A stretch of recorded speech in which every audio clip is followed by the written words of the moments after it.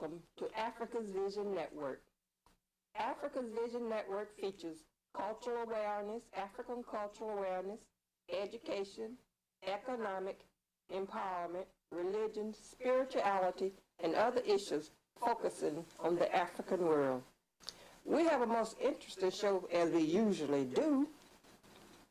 With us is our own Princess Ayo, who will give us a glimpse into the life of her late father, Dr. James Iatende Durodola, who left us in 2009. We are pleased and elated to have Princess Ayo as our special guest. Will you share with us, with our audience, something about your father? Tell us something about his life growing up in Egbe, Nigeria, the son of the Oba, and attending the missionary school. Was it difficult to leave part of his family and friends and live in another country, across the ocean, in another continent? Well, thank you for having me, Gloria. Glad to be here, and for this time you've given me to talk about my dad, whom you know I was really close to.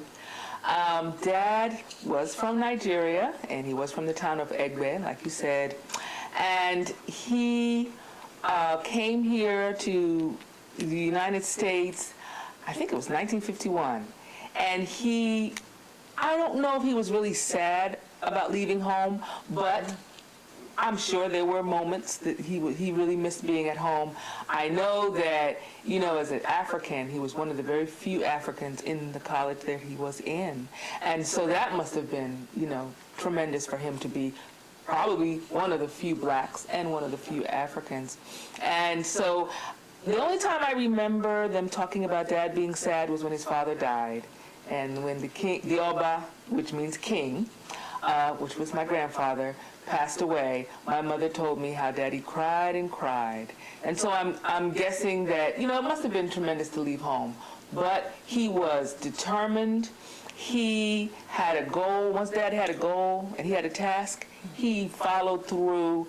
He held on to that thing like a bulldog, and he wasn't going to let it go. So Dad had that kind of personality. So I'm sure he wanted to be a doctor. He knew it was America he had to come to, and he just had to forfeit whatever he needed to be able to come and do it. So that was the kind of guy he was. Okay, now tell our audience about his early years, meeting your mother, the exciting Lillian Winbush. Yes. And attending medical school in the USA and abroad in Germany. Well, he met Mom through what I call like a personal ad. The early personal ads, and it was really two missionary women who acted as go-between. They knew Mother and they knew Dad, and they thought of them as a great couple. And they said, we should introduce them. And they did. And so Mother and Dad got to know each other through the mail, and they became friends, and they fell in love, really, through the mail. And they both really felt like this was God's will for them, that the two of them should be married.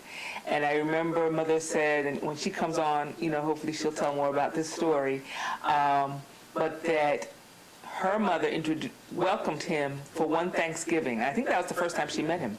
And when he came for Thanksgiving, I think that's the first time they really saw each other's faces, and they fell in love even more. And I think she said it was 3 times that they actually met before she said, yes, I'll marry you. And so they got together. Okay. Now tell our audience about your first travel to Germany or Nigeria, that ship. Your life with your father as a child and attending school in Nigeria. Well, first I'll talk about the first trip I took with my mother, which was to Germany. And I was 2 years old, so I probably shouldn't remember anything, but that's one of my earliest memories as a human being, is being 2. And I only know because I remember I must have been in Germany, and I was walking through an orchard, and I remember a boy was holding my hand, and my mother has said, you can't possibly remember that, you were 2. And it was, she says, but that's what that young man used to always take you for a walk in Germany. And Daddy was going to college in Germany, University of Saarland, to do his medical degree. He had already got a degree in Illinois, Greenville College, biochemistry, and he wanted to be a doctor.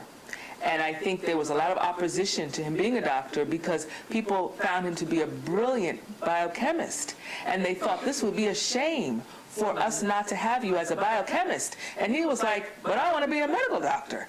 And so he had to go to Germany to get, to go to school with the money he had. He couldn't get a scholarship because everybody was saying it should be biochemistry. And so that's how he ended up in Germany. And then Mom went to visit. They were separated, which was heartbreaking for them to be apart. But she had this one chance to take the trip, and I was 2 years old, and she took it. And so we went. And the next trip we took as a family was when we all went to Africa together. Then there were 3 of us, those 3 girls, and my mother and father, and we boarded the ship in New York. And my mother's father, who I hear now, he said he had told her, over my dead body, will you go to Africa? And we'll never see you again. But he let in, and he was there at the ship, and there were lots of pictures of them on the boat, and maybe Mother will share those pictures with us. She has even more pictures of the people that came on the ship to see the cabin and see, what it looked like. And we took 3 weeks, a trip from New York. Then it was a long way, slower. To Lagos, to Nigeria, and I was 7 then, and Rosemary was 3, and Lorraine was 6 months old, and that was our first trip. Now, you often told me about how you vividly remember how the people reacted in the village when your father and his family returned to Nigeria. Yes, that was amazing. It was kind of scary for a 7-year-old because I was little. But his brother met us at the boat, and actually that was the first time Mother heard him speak Yoruba, and she was mesmerized. She was like, wow, I've never heard you speak any other language but English. And so we got down into the car from the boat, and Uncle Reuben started driving us to the village, which was many hours away. And arriving into the village, apparently, we didn't know this, but the village was so excited that the king's son had come back from the white man's land. They thought once you go there, you're lost forever. And the whole town had taken the day off. The markets had closed. All the schools were closed. And there's a friend of ours who's in America now who always tells the story of, he remembers, it was soccer day. And they were going to play a soccer match against a team that had beat them. And they were going to now beat that team back. And they came on the field and said, Almaba is coming home. Almaba means child of the king. Everybody's off school, head downtown. And so when we arrived at the town was out. They had all let loose, and the place was packed. Mother sort of thinks of it as like when in America, in her mind, a president drove through in a motorcade. That's what it felt like to her, because people were pressed in. And they were trying to touch us through the windows to say, here is the king's grandchildren, they've gone away to the white man's land and they've come back alive, And so for me, it was very frightening. I just saw these people screaming and, yelling, but I didn't understand what they were saying. And I remember, my mother said to me that I said at that time, Mother, I want to go back home, meaning back home to East Orange, New Jersey. And she leaned over and said to me, oh, sweetie, you are home. Well, what about, you often told me about you call it the bush school that you had to go to, and that I often thought that maybe some of the hair didn't grow long, but you say they were deliberately cut short. Yes. In Africa, many schools, they believe that the children should concentrate on school and school only. Hence, the girls go to one school and the boys go to another, so there's no mixing. Also, there's a uniform, so nobody has to think about what they're going to wear. And when you're from 7th grade, 8th, and 9th, all the girls shave their hair off like the boys, so that there is no hairdoing. There's no combing of hair. And the girls also wear tiny little button earrings. No one is allowed to wear any dangling earrings. So, yeah, we were pretty strict about concentrating on schoolwork and schoolwork alone. Okay. Maybe you can wrap it up, because we have a short segment to show at the end. Yes. You anything you want to say before we close out? Well, just that over the years that I've been an African storyteller and been in America, it's been a joy to share with people that in Africa we have royalty just like they have in England. And it's not only Caucasian countries that have royal families. We have royal families also. And just think of yourself, if you are a descendant of Africa, as a very, very important person, just like everyone else. Well, Princess Ayu, thank you for being our guest this evening. And I'm quite sure that sharing your life experiences will be rewarding to others to listen to, especially some of our young people who have negative images of Nigeria and things they see on TV. Right. And I'm glad you were here with us this evening. Thank you. So stay tuned for another exciting show on Africa's Vision Network. And we will close out with Princess Ayu a few days after her father died. Hi, I'm James Brown. As an African-American man, I am at a higher risk of being diagnosed with multiple myeloma, a common cancer among African-American men and women. Thanks to the National Coalition for Cancer Survivorship, a free resource, the Cancer Survival Toolbox, is available to help answer your questions about multiple myeloma and other cancers. The Cancer Survival Toolbox teaches you and your loved ones how to navigate a cancer diagnosis.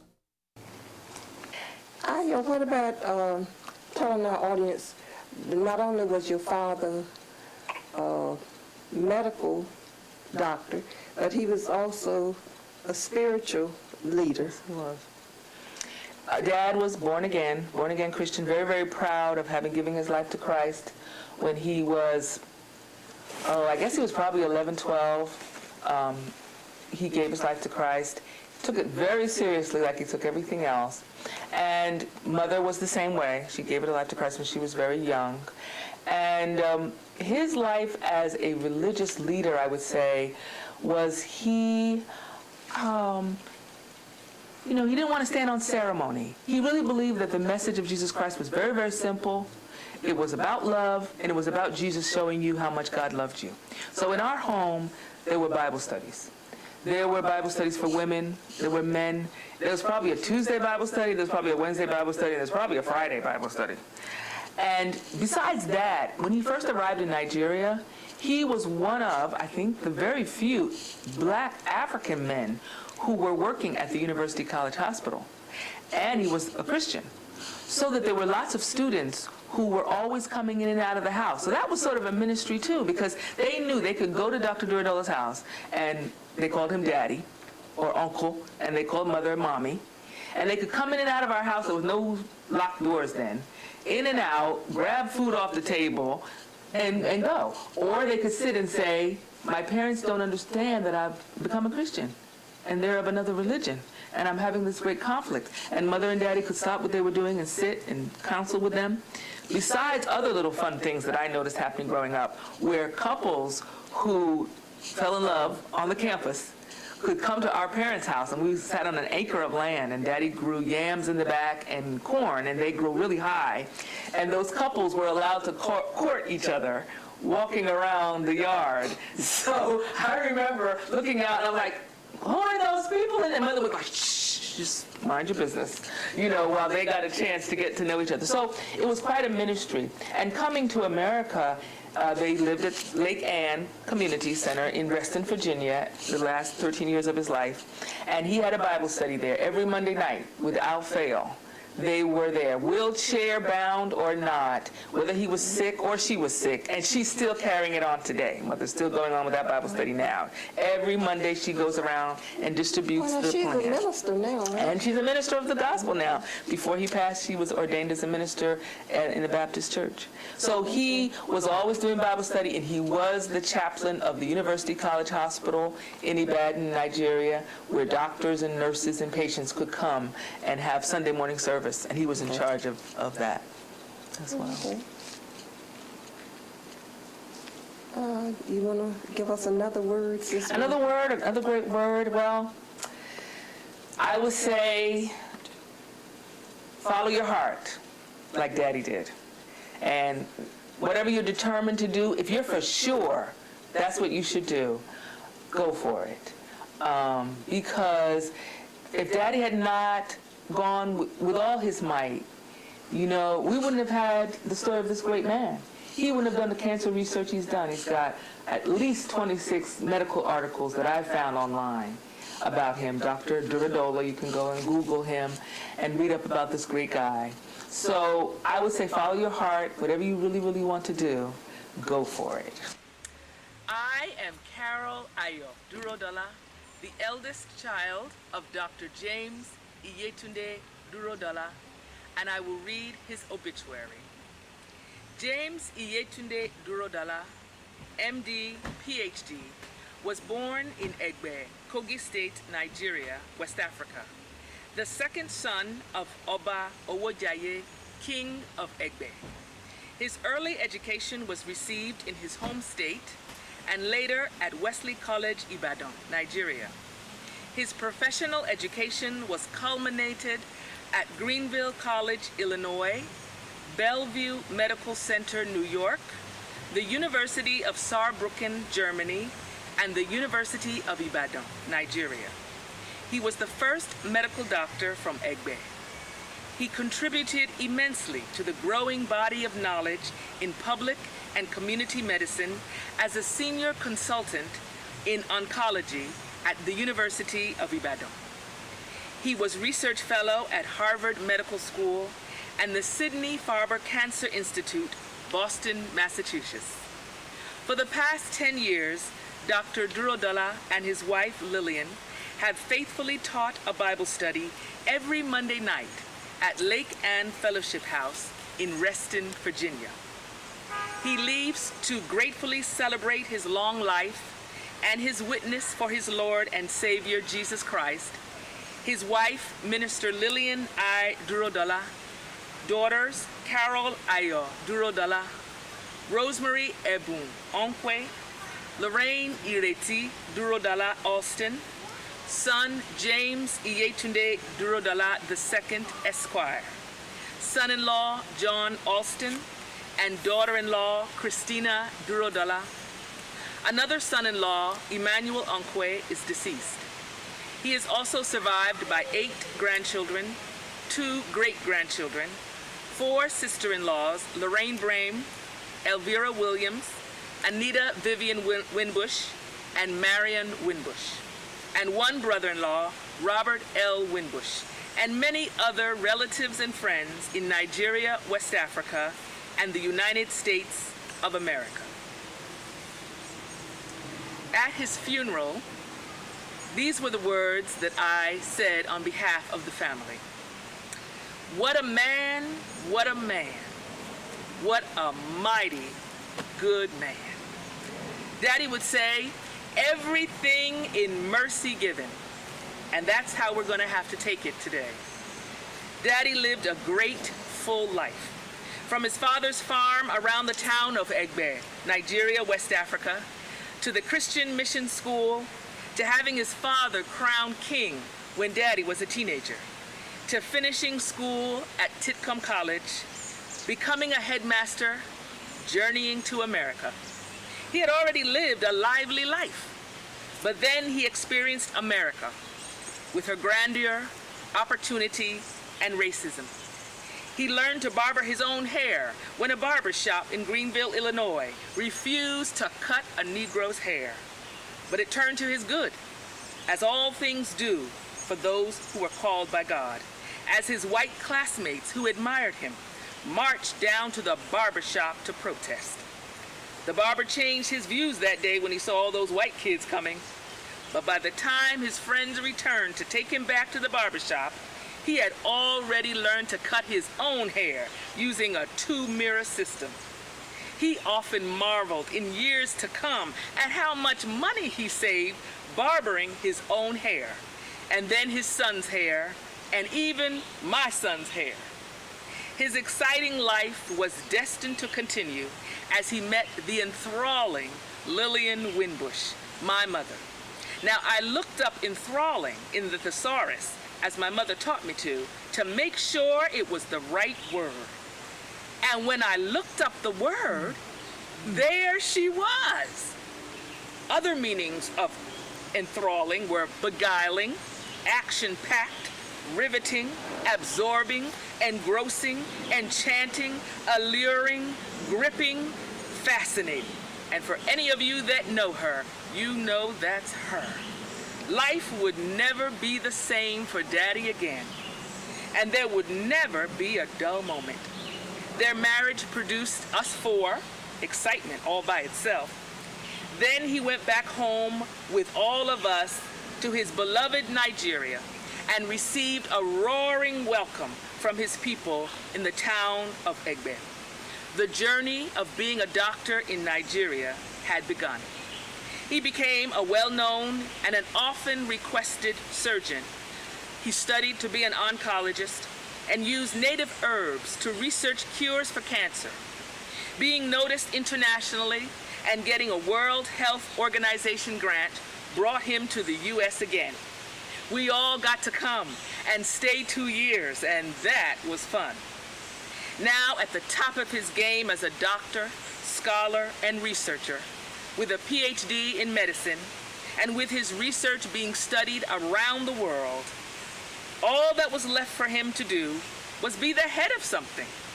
So he was appointed director of the Postgraduate Institute of Medical Research and Training at the University College Hospital, UCH, University of Ibadan, Nigeria. How could someone with this much work to do have time to be a missionary for the Lord? But he and my mother did it. Our home was often like Grand Central Station, as university students walked in and out for Bible studies, counseling, and some of my mother's fresh-baked cookies. University staff came for Bible studies. One night for women, one night for men, and a third for everybody. Bible study, Bible study, Bible studies. Then he was the chairman of the UCH chapel. No real church building, just the nurses' assembly hall. But he ran it like the chairman of the board he was. Mother, just like a church's first lady, ran the Sunday school, sometimes 300 kids strong. Daddy was not the type of Christian to go door to door to tell people about Christ. He instead walked with the Lord very closely, and people learned about his Savior by watching his life. Whenever asked, he would tell it all and love leading another person to salvation. I can imagine the throng that greeted him up there in heaven on July 2nd. That gentle man could be pushy at times, and I've seen him push through a crowd to get something he or his family needed. So when he got there, he probably pushed through that crowd in heaven to welcome him, because the only person he wanted to see was his Jesus. It has been our great joy to share our dad and husband with all of you here and in Nigeria. We hope you enjoyed him, because we did. God bless you, and may you remain safe. And if we don't meet you again down here, may we see you in heaven.